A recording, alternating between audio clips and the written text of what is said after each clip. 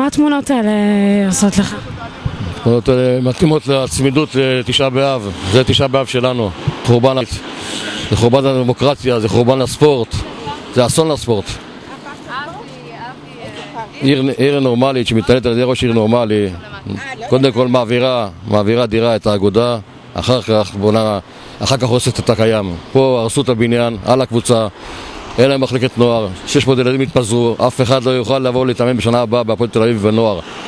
הפועל תל אביב בוגרים, ירדה לליגה השלישית, בספק רב אם יהיה מי שיבוא לשחק בקבוצה בליגה השלישית.